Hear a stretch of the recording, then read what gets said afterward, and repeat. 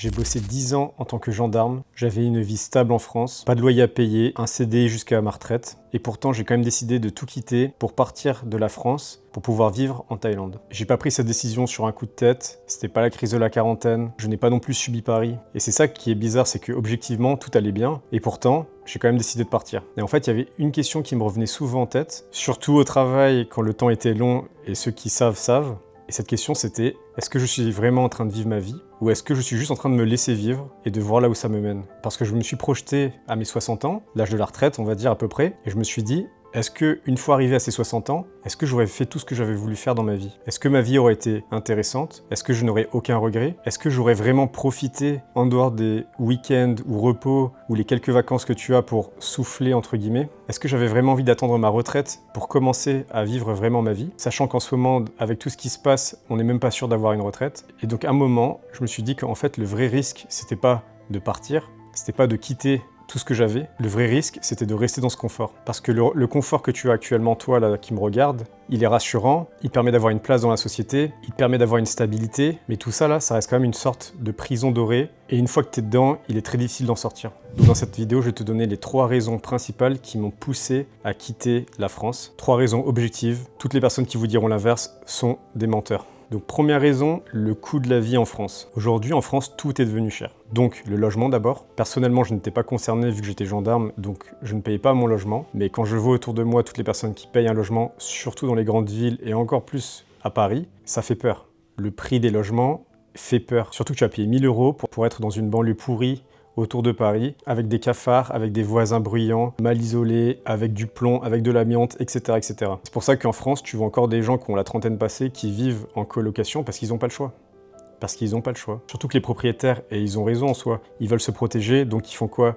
Ils vont essayer de prendre le moins de risques possible, donc ils vont choisir la personne qui a le plus de moyens. Donc toi, tu vas encore plus galérer à trouver un appartement. Et si jamais tu décides d'acheter parce que tu n'as pas envie de louer, et là c'est encore pire, pour avoir un crédit en France, je n'étais pas concerné parce que j'étais gendarme, pour avoir un crédit c'est assez facile, mais pour la majorité des Français, c'est très compliqué. Ensuite, les courses. Tu fais le même panier qu'il y a 10 ans, mais tu payes 40 € de plus, sans manger mieux, sans manger plus, et au contraire, les marques font en sorte de baisser les quantités sans modifier le prix. Il suffit de voir par exemple ton Big Mac d'il y a 10 ans et le Big Mac d'aujourd'hui, il a rétréci de moitié. Le McFlurry, quand j'étais étudiant, était à 2,50 €. Aujourd'hui, je sais pas combien il est, mais je crois que c'est autour des 5 €. Je sais pas, je mange jamais au McDo. Mais la question, c'est est-ce que ton salaire a été multiplié par 2 en 10 ans? Je connais déjà la réponse est non. Et même si ton salaire est augmenté, avec l'inflation, je suis sûr que tu gagnes moins qu'il y a 10 ans. Et pour les sorties, les restaurants, etc., c'est pareil. Le cinéma, la place, elle est à 15 € maintenant. Mais malgré tout ça, il y a quand même des gens qui vont te dire qu'en France, oui, il y a l'école, oui, il y a les soins gratuits, etc. Bon, l'école, c'est devenu de la merde, il faut le dire. Le niveau, il fait que chuter d'année en année. Les gens, ils savent rien dire à part wesh frère. Et les soins, tout le monde te dit que c'est gratuit, mais en fait, rien n'est gratuit, les gars. Tu les payes avec tes impôts, bien sûr. Je parle pour ceux qui travaillent, ceux qui ne travaillent pas, oui, c'est gratuit. La carte vitale n'est pas gratuite, vous la payez.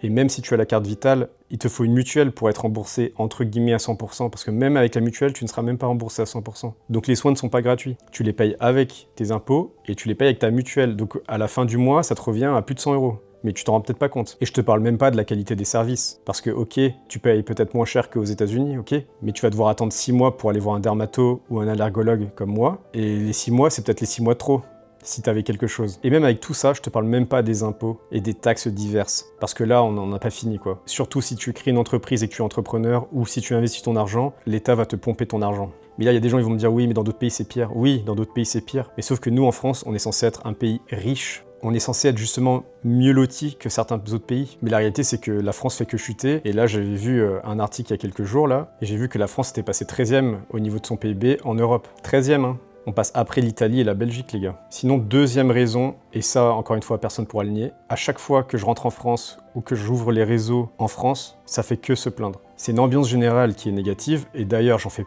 peut-être partie même avec cette vidéo que vous êtes en train de regarder, parce que là, je te donne les côtés négatifs. Bon, après, pour ma défense, toutes mes vidéos ne parlent pas de choses négatives, hein. D'ailleurs, je t'invite à les regarder si jamais ça t'intéresse. Mais nous, les Français, on a quand même cette réputation de toujours se plaindre. On se plaint pour tout et pour rien, on est connu pour ça, mais à la limite, se plaindre encore, ça va. C'est pas se plaindre le problème, c'est se plaindre pour des mauvaises raisons et se plaindre pour tout et pour rien. Quand tu ouvres les réseaux sociaux français ou que tu vas à une soirée, c'est toujours les mêmes sujets qui sortent. Racisme, homophobie, conflit israélo-palestinien, extrême gauche, extrême droite, religion. Et en fait, c'est tout le temps la même chose. Il y a des gens, tu leur enlèves ces sujets-là, c'est plus personne. Ils n'ont plus de personnalité. En fait, vous avez qu'à voir, vous allez sur des réseaux, vous regardez un influenceur ou quelqu'un que vous aimez sur TikTok ou peu importe, vous lui enlevez ces sujets-là, plus personne. Il ne sait plus rien dire, il ne sait plus de quoi parler, il parle de rien. Parce que tout le personnage est basé sur ce genre de sujet. Et ça, malheureusement, il y en a plein en France qui sont comme ça. Tout le temps, tout le temps. Alors qu'on est censé être un pays uni, anti-communautarisme, alors que la France, elle est 100% communautaire. On va arrêter de se mentir. Et c'est malheureux, mais c'est comme ça. Et quand tu regardes aussi les commentaires, ça fait que critiquer. Moi, je vois surtout sur Instagram et TikTok des gens juste insulter gratuitement. Ça fait qu'en France, il y a une sorte d'ambiance négative, une sorte de fond sonore permanent de critique, de comparaison, de jalousie, énormément de jalousie. Il suffit de voir ceux qui font de l'argent, ceux qui réussissent, au lieu de les soutenir. On fait que les rabaisser ou les insulter. Et il suffit de voir tous les gens riches qui ont honte de dire qu'ils sont riches. Regardez les plus gros youtubeurs français qui mythos sur leur salaire. Regardez tous les hommes politiques qui mythos à dire qu'ils ont à peine 500 000 € de patrimoine. Et même quand toi, t'essayes de sortir du lot et d'être un peu positif, d'apporter de l'aide ou de faire rire, entre guillemets, il y aura toujours une personne qui, dans les commentaires, va venir t'insulter gratuitement parce que ça lui fait plaisir. Quand tu vis dans une meilleure ambiance, entouré de gens qui ne sont pas négatifs, plus tourné vers le quotidien et le concret, et moins dans le matériel et le superficiel, et là, tu te rends compte à quel point l'environnement social influence ton humeur, influence ta motivation, ton travail, en fait, influence ta vie entière. Mais c'est pas un détail, c'est juste qu'on ne le voit pas, mais c'est très important. Troisième raison, et celle-là, les limites tabous en France, l'insécurité. Je sais que l'insécurité est vraiment tabou en France, parce que quand tu dis qu'il y a de l'insécurité, il y aura toujours une personne qui va dire « Ah mais moi, dans mon village, j'ai jamais eu de soucis, vous êtes des fachos ». Les gars, en France, ce n'est pas qu'un sentiment, il y a de l'insécurité. Il y a de l'insécurité tout le temps, tu t'en rends même pas compte. Et heureusement que tu te rends pas compte, sinon tu serais parano. L'insécurité, c'est pas juste des kidnappings. L'insécurité, c'est une insulte dans le métro, quelqu'un qui te suit, des gens qui te menacent de mort sur Internet. Ça, c'est de l'insécurité. Et la preuve, c'est que quand tu es en France, tu fais attention à tout et c'est devenu tellement naturel que tu te rends même pas compte. Par exemple, tu fais attention à ton téléphone, tu fais attention à ton sac, tu regardes autour de toi, tu te mets jamais dos à quelqu'un dans le RER, etc., etc. Quand quelqu'un vient te parler dans la rue, directement, tu te braques. Tu te dis, ok, ce gars-là, il me veut quelque chose. Soit il veut essayer de me pickpocketer, si t'es une fille, peut-être que ce mec-là, c'est un fou et il va essayer de te...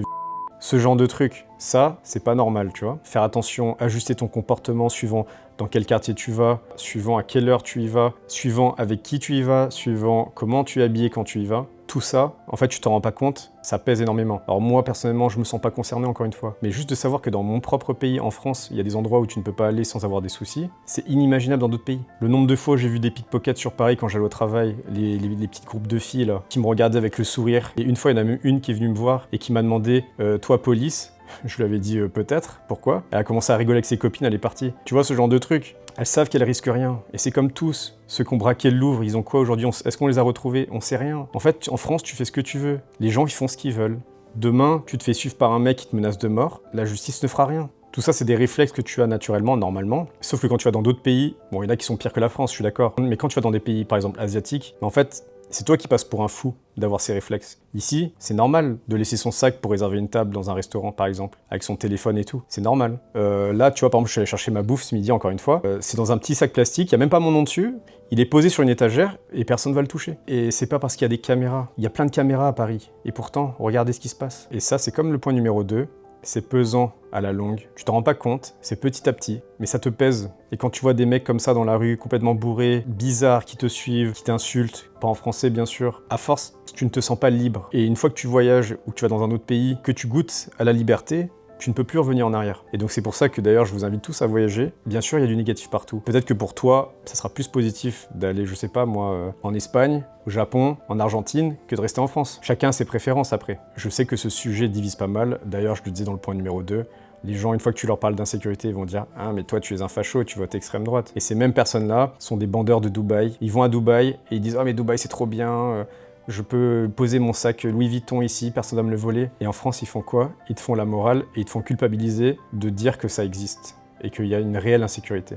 Donc après ces 3 raisons principales, il y en a d'autres bien sûr, mais là je viens de te donner les principales, les plus grosses. Et bah après tout ça, tu rentres chez toi après une longue journée de travail, tu te poses, et là tu réfléchis, tu te dis mais j'ai 30, 35, 40 ans, il me reste combien de temps à vivre exactement? Il te reste combien de temps à vivre exactement? Si t'as 35 ans, il te reste quoi, allez, 30 ans? T'as fait plus de la moitié de ta vie, et tu comptes passer la deuxième moitié de ta vie, comment? C'est ça la question. Et oui, je sais que c'est pas très joyeux tout ce que je viens de te dire, mais il te reste moins de la moitié de ta vie là. Et me sortez pas Oui, mon grand-père, il a 90 ans, il fait du footing 2 fois par semaine, il est en pleine forme. Eh, ton grand-père de 90 ans, et j'espère qu'il va bien, il ne vit pas de la même façon que quand il avait 30, 40, 50 ans. On est d'accord. 90 ans, tu as beaucoup moins de plaisir, tu peux faire beaucoup moins de choses. Ta vie, c'est pas vraiment de la vie, c'est plus de la survie. Moi, je te parle, il te reste combien d'années à vivre? C'est-à-dire que tu vas aller prendre un billet d'avion, tu peux le prendre, sans avoir mal au dos, des problèmes de santé, des rendez-vous médicaux qui t'empêchent de voyager. Si tu as envie de faire du sport, tu peux faire du sport. Si tu as envie de voir une femme ou un homme, tu peux aller voir une femme et un homme sans avoir des problèmes.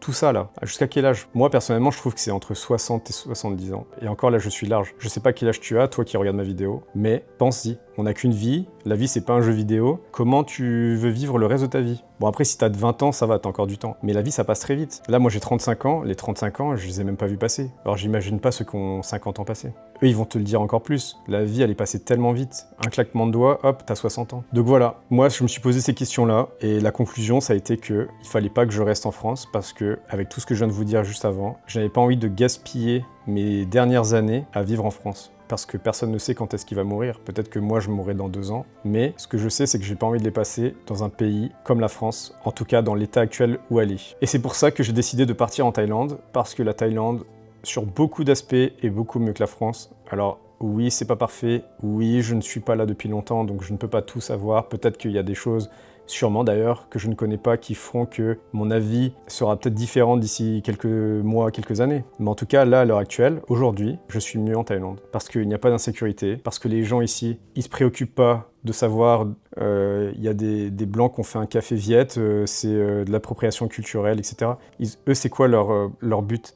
Gagner de l'argent pour subvenir aux besoins de la famille. Après, c'est vrai que c'est grâce au pouvoir d'achat que j'ai grâce à la France que ici tout coûte moins cher. Mais je suis sûr qu'au niveau ratio, la bouffe reste quand même moins chère qu'en France. Donc voilà, donc ça, c'est les 3 raisons qui ont fait que moi, j'ai décidé de partir en Thaïlande. Et c'est pas pour des raisons bizarres comme les produits, les enfants, les femmes. Non, non, non, moi, je suis pas venu en Thaïlande pour ça. Ça aurait pu être un autre pays. J'aurais voulu partir en Corée, mais je n'ai pas assez d'argent. Donc voilà, dites-moi dans les commentaires si vous êtes d'accord avec ma pensée. En tout cas, moi, j'essaie d'être le plus réaliste possible. Cette vidéo n'était pas là pour vous déprimer, mais était plus là pour vous motiver à bouger votre cul si jamais vous hésitez encore à faire ce que vous voulez. Ça peut être partir, mais ça peut être autre chose. Si par exemple demain c'est créer un business en France, bah fais-le, crée ton business en France. Même si je pense pas que ce soit le meilleur endroit où créer un business. Mais on n'a qu'une vie, il faut foncer. T'as envie de faire un truc, tu le fais, point. C'est tout, il n'y a pas besoin de réfléchir 10 ans. Donc voilà, donc ne vous inquiétez pas, je reviens sur mes vlogs en Thaïlande. D'ailleurs, j'essaie d'en faire 2-3 minimum par semaine. Donc n'hésite pas à t'abonner, à liker, à partager. Et je te dis à la prochaine. Allez, ciao.